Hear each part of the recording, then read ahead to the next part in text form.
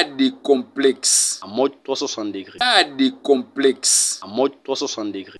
Shalom, shalom, bien-aimés dans le Seigneur, vous qui nous suivez à travers la chaîne YouTube Pas de complexe, que Dieu vous bénisse. C'est le pasteur Jérémie Ngoma de l'église La Main Puissante de l'Éternel. Que Dieu vous bénisse. J'ai la joie de vous partager la parole de Dieu à travers, avec ce thème, la préparation de l'église pour l'enlèvement. L'église est appelée à se préparer pour l'enlèvement. Bien-aimés dans le Seigneur, dans le livre de Jean chapitre 14, nous allons les lire. Livre de Jean chapitre 14, le verset 1. Nous allons descendre Jean chapitre 14, verset 1. La Bible déclare que votre cœur ne se trouble point. Croyez en Dieu et croyez en moi. Le verset 2, il y a plusieurs demeures dans la maison de mon Père. Si cela n'était pas, je vous l'aurais dit. Je vais vous préparer une place et lorsque je m'en serai allé et que je vous aurai préparé une place, je reviendrai et je vous prendrai avec moi, afin que là où je suis, vous y soyez aussi. Amen.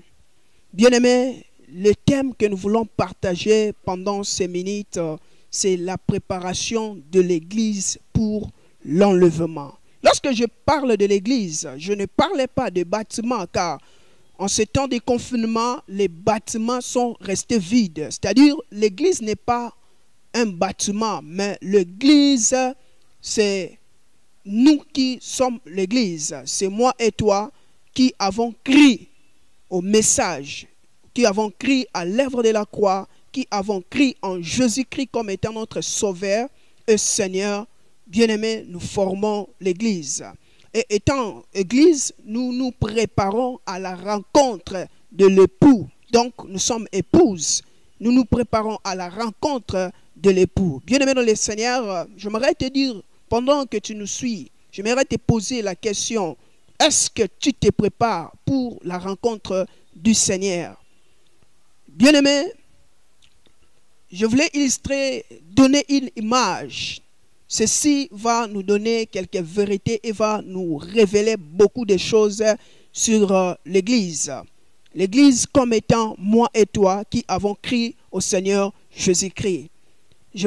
En Israël, lorsque le mari venait pour épouser la femme, pour prendre la femme en mariage, donc le mariage en Israël s'est passé en deux étapes. La première étape, c'était d'abord la préparation du mariage et la deuxième étape, c'était l'union de l'époux.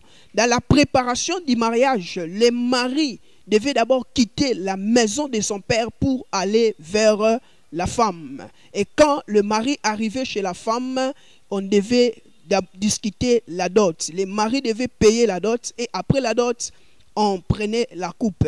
Après avoir pris la coupe, le mari devait laisser la femme. Là, c'est d'après la coutume d'Israël. Le mari laissait la femme. Et quand le mari laissait la femme, il ne la laissait pas comme ça. Il laissait la femme avec un intendant. Et le mari allait pour préparer la place. Il préparait la place pour la femme. Et quand maintenant, la femme restait avec l'intendant qui sera avec la femme, qui va surveiller la femme. Et les maris, quand il finit de préparer la place, selon la coutume d'Israël, les maris venaient à minuit. Pendant que tout le monde dort, dès qu'il vient, l'intendant crie pour que la femme puisse sortir afin d'aller à la rencontre du mari. Et les maris prenaient la femme, aller avec la femme et il fêtait le mariage, la fête de noces pendant 7 jours. Amen. Bien-aimés dans le Seigneur, ceci nous explique, ceci nous éclaircit aussi sur ce que Christ a fait de l'Église comme étant son épouse. D'abord, Christ aussi, il a quitté la maison de son Père. Christ a quitté la maison de son Père pour venir dans ce monde de péché, afin de trouver l'épouse. Et la personne que Christ était venu chercher, c'est moi et toi. Alléluia. Et quand il a trouvé la femme, il devait payer la dot. La dot que Christ a payée, c'est son sacrifice. Ce sont les grands sacrifices, les sacrifices suprêmes de la croix de Golgotha. Il a versé son sang à la croix pour toi, afin que tu puisses être racheté. Et bien aimé dans le Seigneur, Christ aussi avait pris la coupe avec les disciples. Tout ceci et tout ce qui se faisait en Israël, selon leur coutume, c'est vraiment significatif. Et cet époux-là, quand il est mort à la croix, il est ressuscité, il dit dans Jean, comme nous venons de lire, dans Jean chapitre 14, il parle aux disciples, il leur dit que votre cœur ne se trouble point, croyez en Dieu et croyez en moi. Il y a plusieurs demeures dans la maison de mon Père, si cela n'était pas, je vous l'aurais dit, je vais vous préparer une place. Et lorsque je m'en serai allé, je vous aurai préparé une place, je reviendrai et je vous prendrai avec moi, afin que là où je suis, vous y soyez aussi. J'aimerais te dire que l'époux Christ qui est parti, il va revenir. Il va revenir pour nous prendre, nous, Église. Il va revenir pour te prendre. Mais de ton côté, tu dois te préparer. Nous devons nous préparer à la rencontre de l'Église. Je regrette quand je regarde l'Église, quand je regarde les enfants de Dieu, quand je regarde ceux qui se disent chrétiens, ils n'ont même pas cette espérance-là. Ils n'espèrent pas, ils ne pensent pas qu'un jour l'époux va revenir. Maintenant, si l'époux revient, dans quel état vas-tu te trouver? Bien-aimé dans le Seigneur, la Bible nous dit dans le livre de 1 Jean, chapitre 5, et plutôt 1 Jean, chapitre 3, le verset 1 Jean chapitre 3, le verset 2 à 3. Bien-aimés, nous sommes maintenant enfants de Dieu et que ce que nous serons n'a pas encore été manifesté, mais nous savons que lorsqu'il paraîtra, nous serons semblables à lui parce que nous le verrons plutôt tel qu'il est. Verset 3. Quiconque a cette espérance en lui se purifie comme lui-même est pire. Voyez l'espérance de l'Église. Tu t'espères en quoi? Est-ce que tu espères au retour de Jésus-Christ? Car celui qui espère au retour de Jésus-Christ, c'est l'espérance de l'Église. C'est la plus grande espérance. Celui qui espère au retour de Jésus-Christ, il se prépare. La préparation, bien-aimé dans le Seigneur, comme nous venons de lire, la Bible nous dit ceci, il se purifie comme lui-même est pire. Alléluia. Un chrétien qui comprend que Christ va revenir, un chrétien qui a la conscience du retour de Jésus-Christ ne se laisse pas entraîné par le mal, ne se laisse pas dans le mal, il ne se laisse pas dans le péché, il ne se laisse pas, mais il sait un jour l'époux va revenir. Quand l'époux reviendra, s'il me trouve dans le péché, s'il me trouve dans une vie qui n'est pas conforme à sa parole, où serai-je? Je vais rester, je ne vais pas partir. J'aimerais te dire, Église, que nous, Église, nous avons 5 choses. Nous sommes à l'attente de 5 choses. Nous attendons notre époux Jésus-Christ pour l'enlèvement. Quand Christ va revenir, c'est alors que nous serons enlevés. Nous attendons la fête de noces qui va durer 7 ans. Nous allons fêter 7 ans avec Christ. Comme je venais de dire, selon la coutume d'Israël, quand l'époux prenait l'épouse, il fêtait pendant 7 jours. Nous allons fêter pendant 7 ans avec Christ dans les airs, car il va revenir. Et nous attendons le tribunal de Christ, quand le Christ va nous récompenser par rapport à tout ce que nous avons fait, par rapport au travail que nous avons fait ici sur cette terre. Et bien aimés dans le Seigneur, nous allons régner avec Christ pendant 1000 ans. Et nous allons entrer dans l'éternité. J'aimerais te dire que Jésus-Christ revient. Il y a des signes qui montrent déjà le retour de Christ. Mais est-ce que toi, Église, est-ce que enfant de Dieu, est-ce que tu te prépares? Est-ce que tu te prépares? La Bible nous dit dans le livre de Matthieu, chapitre 5. La Bible nous dit dans le livre de Matthieu, chapitre 5, le verset je crois, ça peut être le verset 3. Je vais le lire rapidement. Matthieu chapitre 5, le verset... oui. Verset... le verset 8.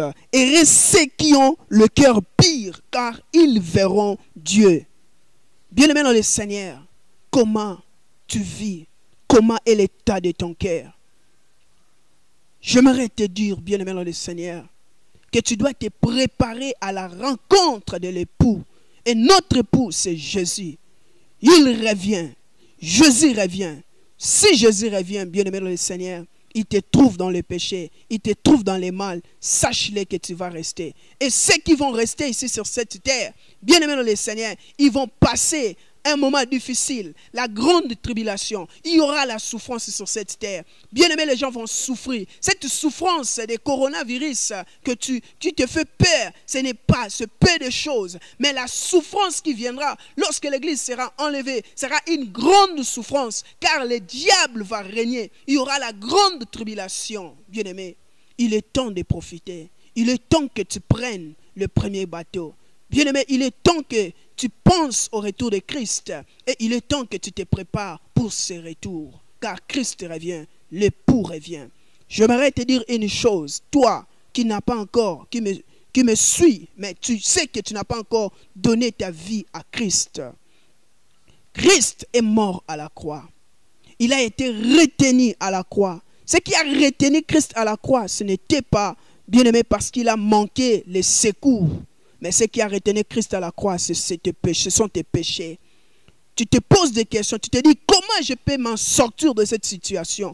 Comment je peux m'en sortir de la vie des péchés? Je te dis, bien-aimé dans le Seigneur, il suffit que tu puisses seulement te convertir et que tu donnes ton cœur à Jésus, que tu donnes ta vie à Jésus.